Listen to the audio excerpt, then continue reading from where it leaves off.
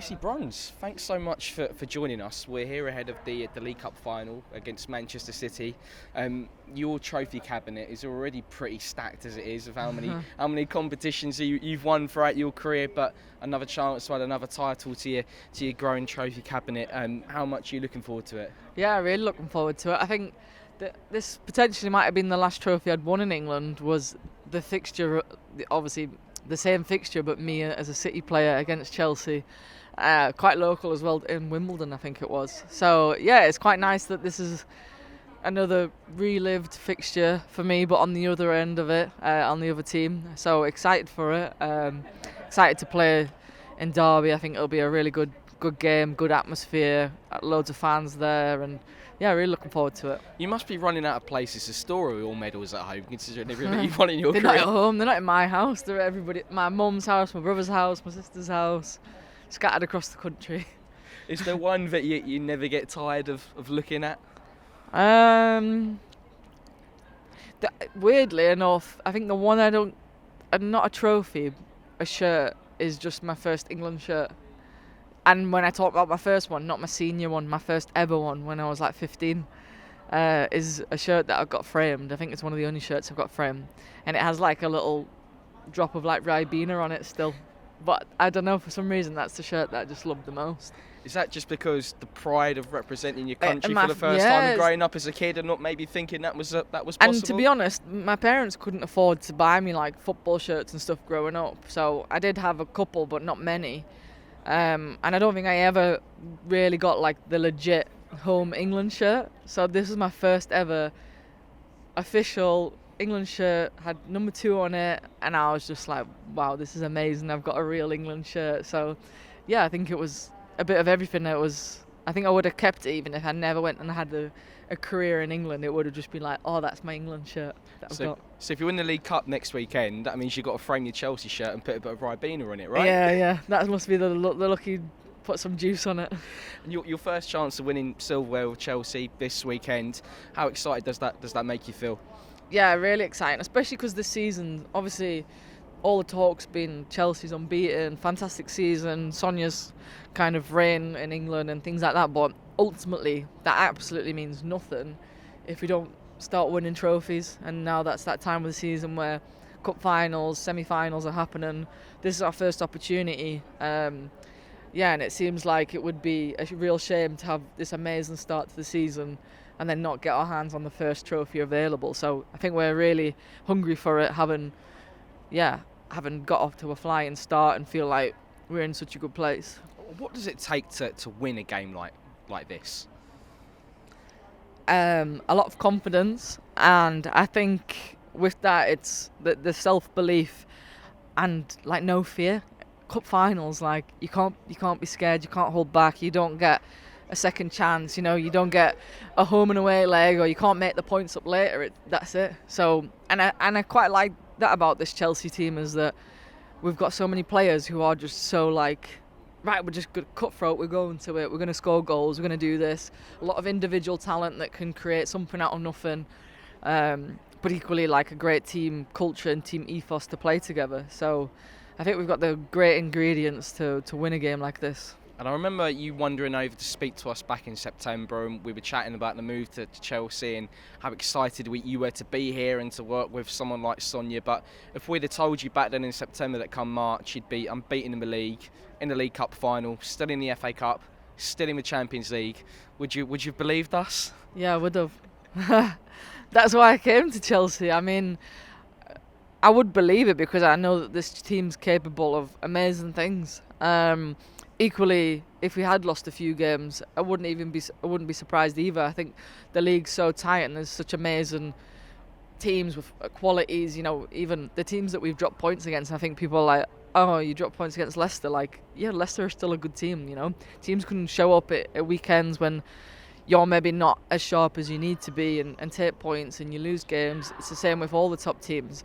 But at the same time, do we have the quality, the experience, the squad depth to go unbeaten? Like, yeah, I think that we've done that because we have that in us. And has that going the year unbeaten. Has that been discussed in the dressing room much? Because I was speaking to Sonia, we were talking about the Arsenal team back in the day under Arsene Wenger, which is still held in such high regard to this day. Like, has it been spoken among the squad to write your own little piece of history this season? I don't think so. Obviously, it would be amazing, but I don't think it's the key goal of the season. Going unbeaten would obviously, I think, more or less would mean that you would win the league, which would be fantastic. But I don't think that's like the main goal of this team.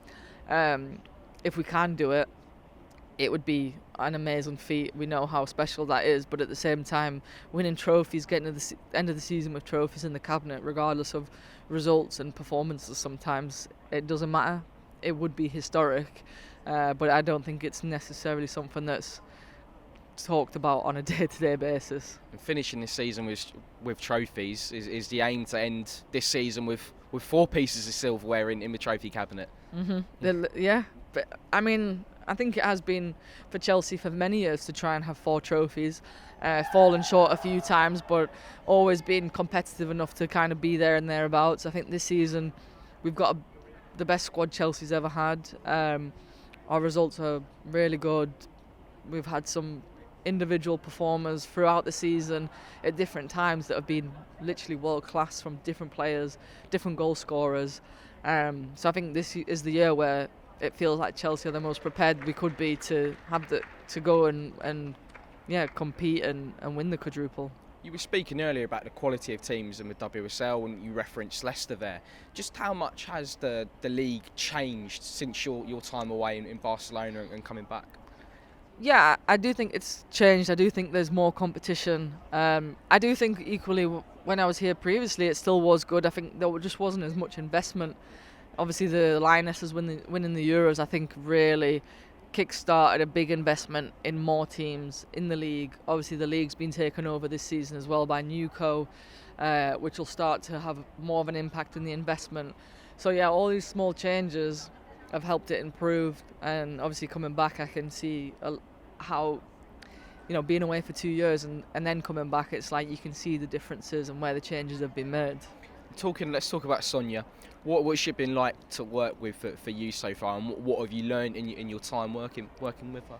I think she's given me a lot of confidence, which I'm quite a confident person and player anyway, but I think her experience as a player has maybe been the thing that's helped me the most, having had such an amazing career herself, the highest level, and then understanding, as you get older, wanting to still compete, knowing that I can still compete, but not getting too frustrated at myself. I think we've had a lot of conversations this year where she's like, Lucy, I still believe in you. You're still the best right back in the world. Like, you've got that, and I think maybe on the outside there's people who might say different things, but having all that trust in me, in my ability, wanting to sign me, wanting to bring me here has kind of given me a bit of a new lease of life this season at Chelsea, and then I think with some of my performances at England as well.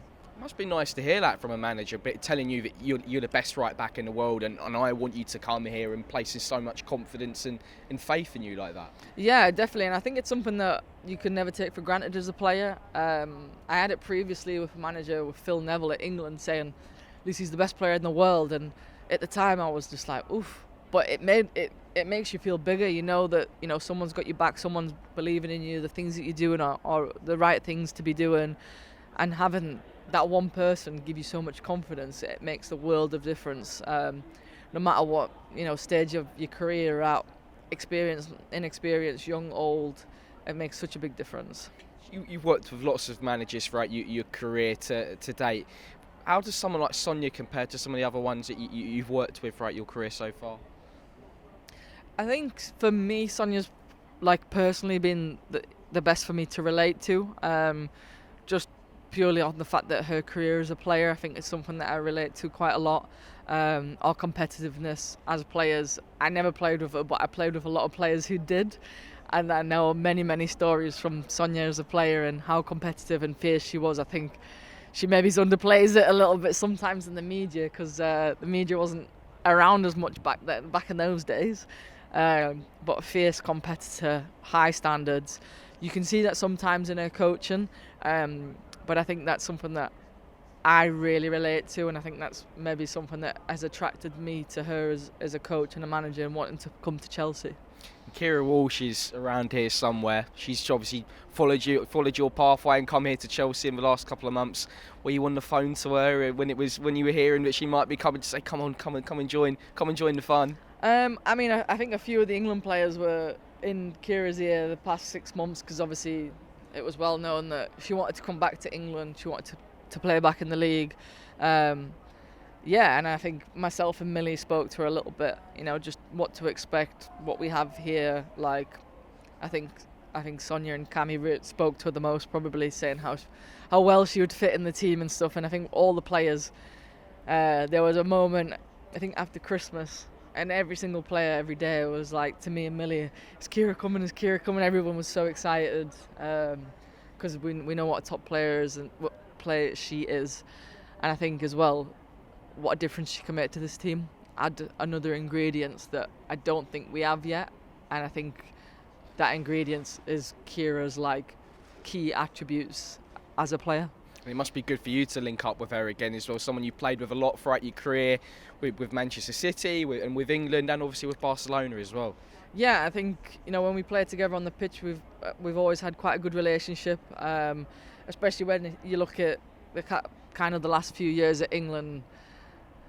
That kind of long diagonal passes that she's got, it's like I know when it's coming. I think the assist in the Euros final for Tooney, I think players like myself and Tooney and other England players know what Keira's capable of, and it's like you got to quickly go because you know it's coming. So yeah, playing with her again, because I know the level that she's at, what she can produce on the pitch, how she can make me better as a player as well. Yeah, it's exciting that she's part of this team, and I think already she's improved other players in the team and their understanding of the game just because she is a top level player. You mentioned England there. Obviously recently we saw you guys beat Spain at Wembley. How much confidence does that give you guys going into this summer, beating the world champions headed into the Euros?